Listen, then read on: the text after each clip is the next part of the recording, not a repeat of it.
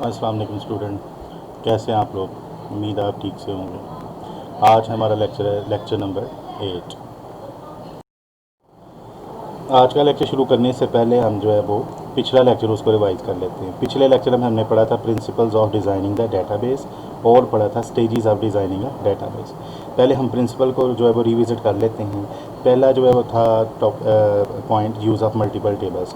एक ही टेबल में data store नहीं किया जा सकता। हर एक एंटिटी के लिए कोई चीज़, शख्स, जगह उसको एंटिटी कहा जाता है, तो जिसके बारे में डाटा इकट्ठा किया जा सके। अलग-अलग टेबल बनेगा उसका, स्टूडेंट्स का अलग, टीचर्स का अलग, एंड सो ऑन। फिर आ जाता है division of data into small units. Data की छोटे छोटे यूनिट्स में तकसीम। मसलन आपका नाम है, उसमें एक फर्स्ट नेम और एक लास्ट नेम। अगर आपका एड्रेस है तो उसमें स्ट्रीट नंबर का अलहदा कॉलम बनाएं, विलेज का अलहदा बनाएं। अगर आप शहर में रहते हो अलहदा बनाएं। अगर आपका पोस्ट ऑफिस है तो उसका अलहदा बनाएं, उसमें अगर आता है तो इस तरह तमाम जो आपके एड्रेसेस हैं वो उनकी छोटी से छोटी यूनिट्स हैं वो उसको सेव किया जा सकता है और उसके मुताबिक उनको डाटा वो सर्च किया जा सकते हैं। मसलन वो कौन कौन से स्टूडेंट है वो जो एक ख़ास विलेज में रहते हैं या जिनको ख़ास एक पोस्ट ऑफिस जो है वो लगता है, उसके मुताबिक आप डाटा कल को ढूंढ सकते हैं। फिर आ जाता है choosing right data for field. तो जो भी आपने फील्ड जो है उस किसी टेबल के लिए डिज़ाइन करनी है तो उसमें देखना आपने डाटा किस किस्म का रखा है। डाटा की टाइप आपने शुरू में पढ़ी थी, numeric data, alphabetic, alphanumeric, तस्वीरी डाटा, ऑडियो वीडियो, ये सारी आपने किस्में पढ़ी थी। तो आपने अगर आपका ऐसे फील्ड जिसके ऊपर आपने कोई हिसाबिया अमल कल को करने हैं, जमा, तफरीक, ज़रा, तकसीम वगैरह, तो मसलन आपके नंबर्स हैं, मार्क्स जो आपके किसी सब्जेक्ट में आएंगे, उसको आप क्या करेंगे, हमेशा न्यूमेरिक यानी नंबर फील्ड जो है वो उसकी रखेंगे। अगर आपका नाम है तो उसमें आप टैक्स रखेंगे, उसके ऊपर कोई हिसाबी वामल नहीं होते। उसके अगर आप किसी प्रोडक्ट की प्राइस जो है वो स्टोर कर रहे हैं या अपनी फ़ी जो है वो जो आप कॉलेज में पे करते हैं उसका आपने कोई हिसाब किताब रखना है, उसके लिए कॉलम बनाना है, तो वो आप एक अलग नंबर टाइप ही डाटा होती है, उसका नाम होता है करेंसी, वो आप इसमें रखेंगे। तो उसमें भी कल को आपने जमा, तफरीक, ज़रब उसके अंदर करना होता है। तो अगर आपकी डेट ऑफ बर्थ है तो उसके लिए अलग एक फील्ड होता है, टाइप होती है डेट एंड टाइम। फिर आ जाता है सेटिंग प्राइमरी की। प्राइमरी की जो है वो एक ऐसी पाबंदी होती है जो जब किसी फील्ड पर लगा दी जाती है तो उसमें आप हमेशा मुनफरिद वैल्यू स्टोर कर सकते हैं, डुप्लीकेट नहीं कर सकते, तो ना ही उसमें किसी सेल को खाली छोड़ा जा सकता है। मसलन आपका रोल नंबर है, रोल नंबर जो है वो क्या होगा, हर एक का मुनफरिद होगा, वो किसी का डुप्लीकेट नहीं हो सकता। और ये भी नहीं हो सकता कि किसी स्टूडेंट का कोई रोल नंबर ना हो। जब स्टूडेंट कॉलेज में दाखिल होता है तो उसको रोल नंबर अलाट किया जाता है। फिर हमने पढ़ा था नॉर्मलाइज टेबल्स। टेबल्स के अंदर जहाँ डाटा जो है वो डुप्लीकेट हो रहा होता है उनको अमल जो है वो ख़त्म करते हैं और उनका एक उन फील्ड का एक अलहदा टेबल बना लेते हैं और जो बाकी फील्ड रह जाते हैं उनका अलहदा, फिर उनको आपस में जोड़ देते हैं। ये हमने कल पढ़ा था टेबल नॉर्मलाइजेशन में। तो मैंने आपको एक मिसाल भी बताई थी, एक टेबल के अंदर जिसके अंदर स्टूडेंट्स ने कुछ टेस्ट दिए हुए और उसको तोड़ के हमने एक दो टेबल बनाए थे, एक टेबल से दो, फिर उनको आपस में जोड़ा था। तो ये था principles of designing the database, ये 5 उसके अंदर असूल बताए गए। फिर हमने पढ़ा था stages of designing a database. Preliminary investigation, जब आपने कोई डेटाबेस यानी इब्तदाई तहकीक करते हैं कि जब कोई डेटाबेस बनवानी होती है आपने, तो उस डेटाबेस एडमिनिस्ट्रेटर को जो है बुलाते हैं और उससे तय करते हैं कि हम इस तरह की डेटाबेस बनाना चाह रहे हैं, तो इसके ऊपर क्या जो है वो लागत आएगी, क्या इतनी हमारे पास पैसे हैं तो क्या इसे हम पूरा कर पाएंगे जो हम चाहते हैं। फिर फिजिबिलिटी रिपोर्ट देखी जाती है, यानी देखा जाता है ये काबिल अमल है भी या नहीं। वो आपको बताता है कि जो आप कहना चाह रहे हैं वो कितने में जो है वो एक डेटाबेस बनेगी, कितना पैसा उसके ऊपर खर्च होगा और क्या आपको वो तमाम जो आपकी ज़रूरियात है वो उससे पूरी हो सकेंगी, ये हमने पढ़ा था। फिर है डेवलप अ लॉजिकल मॉडल। जब फिजिबिलिटी रिपोर्ट पॉजिटिव आ जाती है तो फिर आप क्या करते हैं, उसका एक लॉजिकल यानी मंतकी मॉडल जो है वो बनाते हैं। किसी भी सॉफ्टवेयर के अंदर बेतहाशा सॉफ्टवेयर है, विजियो है, माइक्रोसॉफ्ट विजियो के नाम से, उसके अंदर जो है वो आप उसका एक लॉजिकल मॉडल तैयार करते हैं। टेबल्स के कौन से होंगे, फील्ड कौन से होंगे, उनका आपस में रिलेशनशिप क्या होगा, ये सारा। फिर आ जाता है सिलेक्शन ऑफ अ DBMS। फिर आप इसके बाद करते हैं कि ये जो हमने लॉजिकल मॉडल बना लिया है, अब कौन सी डेटाबेस मैनेजमेंट सिस्टम का इंतखाब करें कि उसके अंदर ये लॉजिकल मॉडल जो है हम उसको इम्प्लीमेंट कर सकें। उसके बाद जो है डेवलप अ फिजिकल मॉडल। जब आप समझते हैं कि ये DBMS जो है वो ये अच्छी है तो फिर आप उसको डेटाबेस को बनाना शुरू कर देते हैं उसी DBMS के अंदर। फिर आप जो है वो जब बना लेते हैं तो उसको उसके अंदर जो छठे पॉइंट पे जो उसके अंदर एरर आ रहे होते हैं उनको दूर करते हैं। उनको जब दूर कर लेते हैं तो फिर आप 7वें नंबर पे है इम्प्लीमेंट द फिजिकल मॉडल। फिर आप उस डाटाबेस को उस ऑर्गेनाइजेशन के अंदर इंस्टॉल कर देते हैं और वो लोग उसे इस्तेमाल करना शुरू कर देते हैं। अगर फिर इन्हें कोई प्रॉब्लम आती है फिर जो है वो पहले स्टेप से शुरू करके फिर ये सारे पॉइंट जो है वो 7 पॉइंट दोहराए जाते हैं जब तक उनको अपनी जो रिक्वायर्ड जो डेटाबेस है वो नहीं मिल जाती। तो ये था पिछला लेक्चर। आज का टॉपिक क्या है? आज का टॉपिक है टाइप्स ऑफ इलेक्ट्रॉनिक डेटाबेस। इसमें 2 किस्म है, फ्लैट फाइल और रिलेशन डेटाबेस। फिर है यूजेस ऑफ डेटाबेस। इसमें आज हम पढ़ेंगे कि डेटाबेस के वो जो हमने शुरू में भी पढ़े थे फ़वायद यानी कि मेरिट्स ऑफ डेटाबेस, वो और ये तकरीबन मिलते जुलते हैं, यानी कि किसी डेटाबेस के इस्तेमालात और फ़वायद एक ही तकरीबन चीज़ है।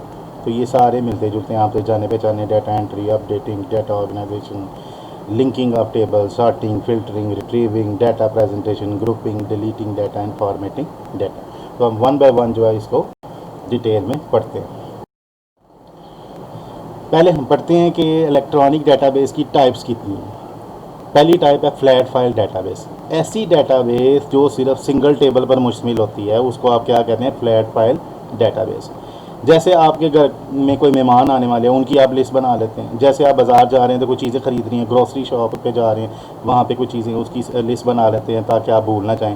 फिर आप जो है अपने मोबाइल में कॉन्टैक्ट लिस्ट जो है वो सेव करते हैं। ये मेहमानों को मधु करना है, उनके कॉन्टैक्ट नंबर जो है वो लेके, या अगर आपने किसी इन्विटेशन भेजना है ईमेल के ज़रिए तो उनकी कॉन्टैक्ट लिस्ट हो सकती है, मेलिंग लिस्ट हो सकती है। ये सारी क्या है? फ्लैट फाइल की एग्जाम्पल है। फिर आ जाता है रिलेशनल डेटाबेस। क्या चीज़ होती है?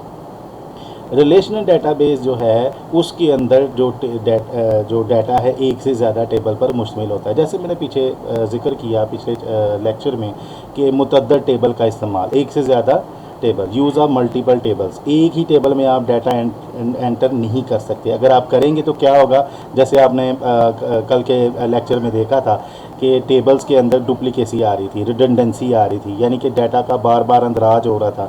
स्टूडेंट्स ने जो टेस्ट दिए हुए थे डिफरेंट डेट्स में, वो अगर आप नोट करते थे तो स्टूडेंट का रोल नंबर, नाम और क्लास आपको बार बार लिखनी पड़ रही थी। तो इसलिए आपने उनका स्टूडेंट का रोल नंबर, नाम और क्लास उसका लैदा टेबल बना दिया था। तो इस तरह से जब रिलेशनल डेटाबेस हम इस्तेमाल करते हैं तो उसके अंदर टेबल्स एक से ज़्यादा होते हैं, क्योंकि हर चीज़ का लैदा, स्टूडेंट का टेबल लैदा, टीचर्स का लैदा, कोई भी डेटाबेस के अंदर जो एंटिटी है उसके बारे में लैदा लैदा, सेल का लैदा टेबल, परचेज़ का लैदा टेबल, मिक्सअप नहीं कर सकते। जब आपने इनको आपस में जोड़ना होगा तो कुछ कॉमन फील्ड्स होंगी, उनके ज़रिए इन टेबल्स को आपस में जोड़ा जा सकता है। किसी ना किसी तरह इनका तल्लुक लाजमी होता है। तो रिलेशन डेटाबेस के अंदर एक से ज़्यादा टेबल्स होते हैं और तो एक से ज़्यादा टेबल में यानी डाटा स्टोर किया जाता है और वो आपस में लिंक्ड होते हैं, रिलेशनशिप होता है उनके दरमियान। तो इसमें कौन कौन सी हैं रिलेशन डेटाबेस की किस्में? MS एक्सेस, फॉक्सप्रो SQL सर्वर, ये रिलेशनल डेटाबेस मैनेजमेंट सिस्टम की एग्जांपल है। इसका फ़ायदा क्या है रिलेशन डेटाबेस का? फ़वाइद ये हासिल होते हैं हमें कि हम अवॉइड रिडंडेंसी, पहला पॉइंट जो है, यानी बार बार अंदराज से हम बच जाते हैं। यह आपको काफ़ी दफ़ा मैं आपको बता चुका हूँ। फिर है सेव स्टोरेज। जब आप जो है वो बार बार अंदराज से बचते हैं तो इससे क्या होता है? एक डाटा को बार बार सेव नहीं करना पड़ता, तो एक ही जगह पे सेव रहता है। अगर आपने एक दफ़ा एक डाटा को 10 दफ़ा लिखना है तो उसको एक ही दफ़ा आपको लिखना पड़ेगा। तो जो 9 जगह थी उसकी वो बच गई। इससे क्या हो गया? आपकी जो स्टोरेज है वो बच जाती है, उसमें आप नया डाटा स्टोर कर सकते हैं। फिर आ जाते जो डाटा होता है वो रिलायबल होता है, काबिल भरोसा होता है। जब आप लैदा टेबल में डाटा स्टोर करेंगे तो आप कह सकते हैं डाटा सही अंदाज में सेव हुआ है, उसमें कोई मिक्सअप नहीं है, आप उसके ऊपर यकीन कर सकते हैं। और ये भी फ़ायदा होता है कि एक टेबल में से डाटा को, किसी रिलेटेड फील्ड को आप चेंज करते हैं तो दूसरे टेबल के अंदर जो डाटा होता है सिर्फ उस फील्ड के अंदर ही चेंज आती है जिस फील्ड के साथ वो टेबल आपस में जुड़े हुए हैं। जैसे कल आपने देखा था 2 टेबल्स मैंने बनाए थे एक टेबल से, उनके अंदर दोनों फील्ड जो है वो कॉमन थे, रोल नंबर वाली, एक में भी रोल नंबर और दूसरे में भी रोल नंबर, दोनों कॉमन थे। अगर मैं पहले टेबल में कोई चेंज करता हूं तो दूसरे टेबल में ऑटोमेटिक वहां पे चेंज हो जाती है। मतलब रोल नंबर 1 था, उसका रोल नंबर अगर मैं चेंज करता हूं, रोल नंबर 1 की बजाय 101 कर देता हूं, तो 101 एक दफ़ा मैंने पहले टेबल में जहाँ पे उसका नेम और क्लास लिखा हुआ था उसमें मैं चेंज करता, और दूसरे टेबल में वो खुद ब खुद चाहे वो 1000 दफ़ा लिखा होता उस जगह पे उसका रोल नंबर चेंज हो जाना था। तो एक एक जगह पे जब आप चेंजिंग करते हैं तो जो रिलेटेड डाटा होता है सिर्फ वो चेंज होता है, बाकी डाटा चेंज नहीं होता। मसलन आपने कोई स्टूडेंट है वो कॉलेज छोड़ गया, आप उसका रिकॉर्ड टेबल से डिलीट करना चाहते हैं, तो आप सिर्फ उस टेबल में जाएंगे जिधर वो एक दफ़ा लिखा हुआ है जिसमें प्राइमरी की लगी हुई है, उधर जाके उसका रिकॉर्ड को सिलेक्ट करेंगे और डिलीट कर देंगे। बाकी जिधर जिधर जिस टेबल में दूसरे टेबल में उसका डाटा पड़ा हुआ है वहाँ से भी वो डिलीट हो जाएगा। बाकी स्टूडेंट का डाटा जो है उसके ऊपर कोई अफेक्ट नहीं पड़ेगा, यानी changing one data will not affect other, ये बेनिफिट्स होते हैं। नेक्स्ट हम देखते हैं यूजेस ऑफ डेटाबेस, इस्तेमालात। पहला जो है इसमें क्या है, डाटा एंट्री। ज़ाहिर बात है जब आप डाटाबेस क्रिएट करते हैं तो उसके अंदर टेबल बनाते हैं, टेबल्स के अंदर क्या होती है, डाटा एंट्री होती है। एक तो है कि डायरेक्ट आप टेबल्स के अंदर डाटा एंटर कर लें, अगर आपको आसानी लगती है, अगर आपने कभी टेबल के अंदर डाटा एंटर नहीं किया तो उस टेबल का आप फॉर्म भी बना सकते हैं। जैसे आप कोई फॉर्म इंटरनेट के ऊपर फिल करते हैं या डेली लाइफ में कहीं जाते हैं, आप दाखिला लेते हैं, किसी कॉलेज में दाखिला लेने के लिए फॉर्म फिल करते हैं, या ईमेल आईडी बनाने के लिए फॉर्म फिल करते हैं, ये जो आप बनाते हैं फेसबुक का आईडी बनाने के लिए आप फॉर्म फिल करते हैं। इसी तरह आप डेटाबेस के अंदर किसी भी टेबल का फॉर्म बना सकते हैं, फॉर्म के ज़रिए डाटा बड़ी इजीली एंटर किया जा सकता है, तो बड़ा आसान है इसके अंदर। दूसरा इसका फ़ायदा क्या है, अपडेटिंग डाटा में। जब डाटा एंटर हो गया, जो डाटा एंटर है उसमें कोई चेंजिंग आ जाती है, मसलन प्रोडक्ट की प्राइस है या फ़ीस में कोई जो आप पे करते हैं उसमें कोई चेंज आई है, प्राइसेस में चेंज आई है, आपके मार्क्स हैं वो अगर उसमें कोई चेंज आई है तो वो आप उसमें जाएंगे अपने रिकॉर्ड में और उधर जाके फलां जगह पे उसको रिकॉर्ड में जाके उसको चेंज कर देंगे, यानी अपडेट कर देंगे। इससे क्या होगा, पहले वाला डाटा जो है ख़त्म हो जाएगा, नया डाटा उसकी जगह ले लेगा, और हर जगह पे जहाँ भी वो डाटा उस की ज़रूरत होगी वो आपको अपनी लेटेस्ट यानी अपडेटेड हालत में मिलेगा। ये फ़ायदा होता है। फिर आ जाता है डाटा ऑर्गेनाइजेशन। तो डाटा जो डेटाबेस के अंदर सेव होता है वो ऑर्गेनाइज वे का मतलब क्या होता है, मुनज़्ज़म अंदाज के अंदर सेव होता है। जब हमने डेटाबेस की डेफिनेशन पढ़ी थी तो वो यही था कि डेटाबेस के अंदर जब डाटा सेव किया जाता है तो वो एक मुनज़्ज़म अंदाज के अंदर सेव किया जाता है। जैसे टेबल्स हैं, कॉलम मसलन रोल नंबर है तो उसमें सिर्फ सबके रोल नंबर है, नेम है एक कॉलम तो उसके में सबके नेम है, मार्क्स है तो सबके उसमें मार्क्स है।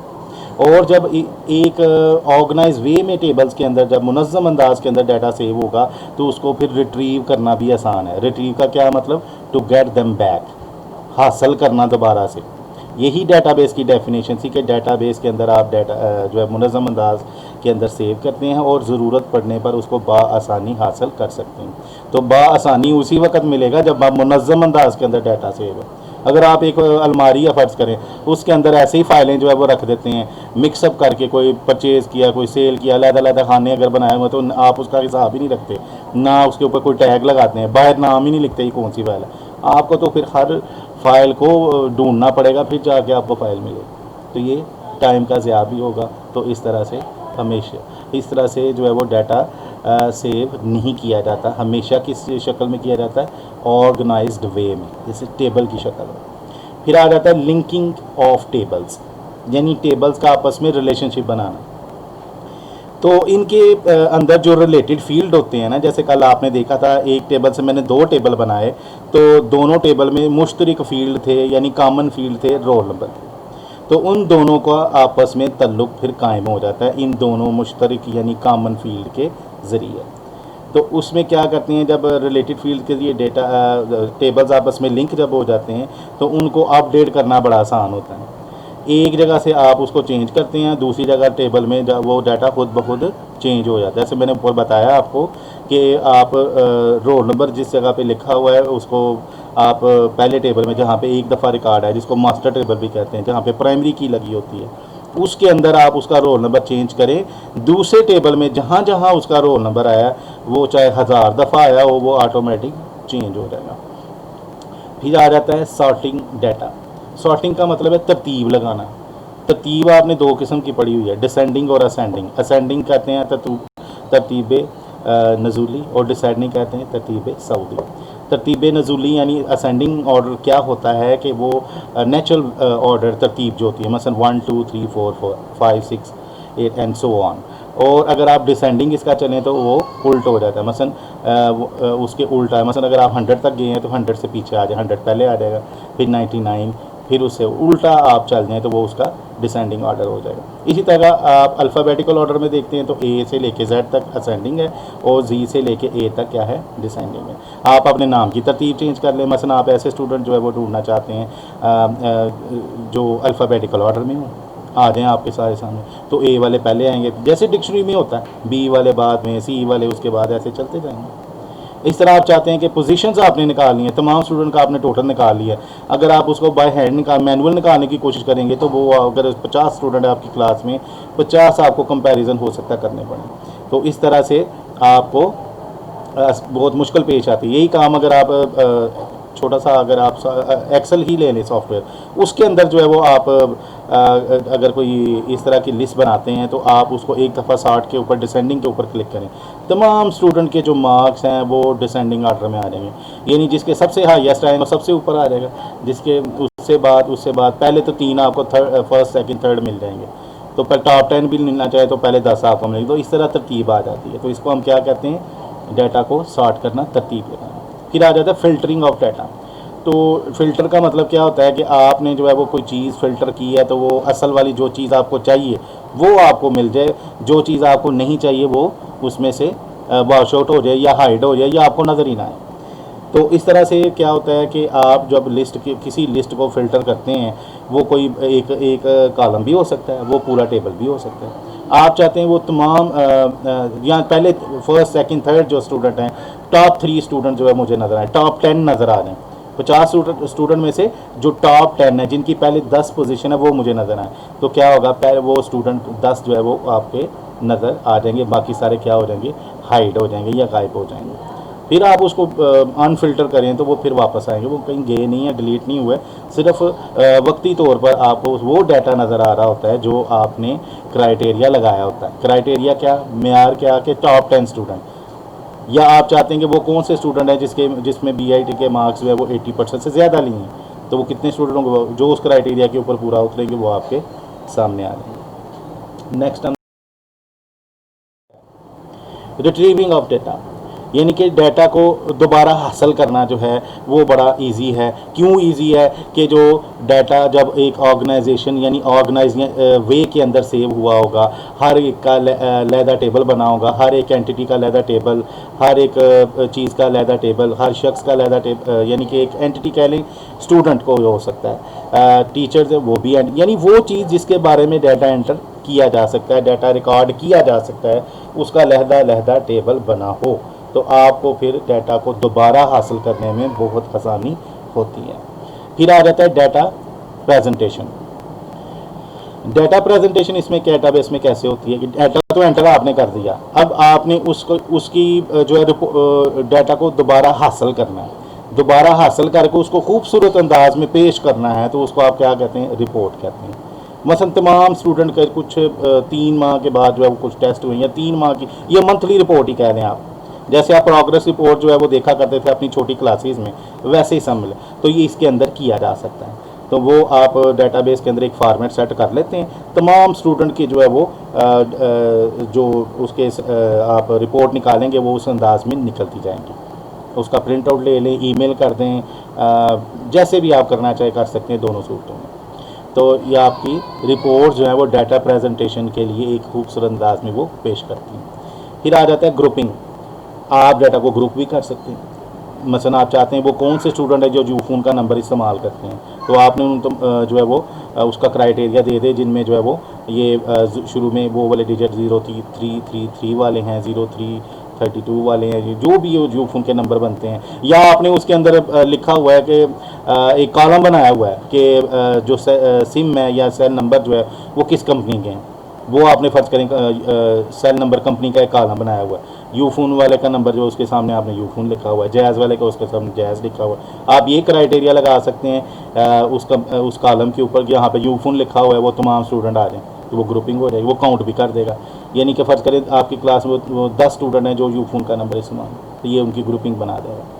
फिर आ जाता है डाटा को डिलीट करना। जो चीज़ आपको ज़रूरत नहीं है, वो डाटा जिसकी आपको ज़रूरत नहीं है, जैसे मैंने बताया, वो स्टूडेंट जो आपके कॉलेज में स्टक ऑफ हो गया या छोड़ चुका है, उसका आपको अगर डाटा नहीं चाहिए तो क्या आप उसका रिकॉर्ड डिलीट कर देते हैं। रिकॉर्ड डिलीट करने से आपके पास स्पेस बच जाती है, उसमें आप नया डाटा सेव कर सकते हैं। फिर है फॉर्मेटिंग डाटा। फॉर्मेटिंग जैसे ऊपर मैंने बताया डाटा प्रेजेंटेशन, ये भी उसका एक हिस्सा है। डाटा को फॉर्मेट करके खूबसूरत अंदाज में फॉर्म के ऊपर भी कलर इस्तेमाल किए जा सकते हैं। फ़ॉन्ट्स, ब्यूटीफुल फ़ॉन्ट्स इस्तेमाल करें, स्टाइल इस्तेमाल करें, कलर इस्तेमाल करें, इससे आपकी जो डाटाबेस के फॉर्म्स हैं खूबसूरत अंदाज में आपको नज़र आएंगे। तो ये था आपका आज का lecture. Thank you very much, have a nice day.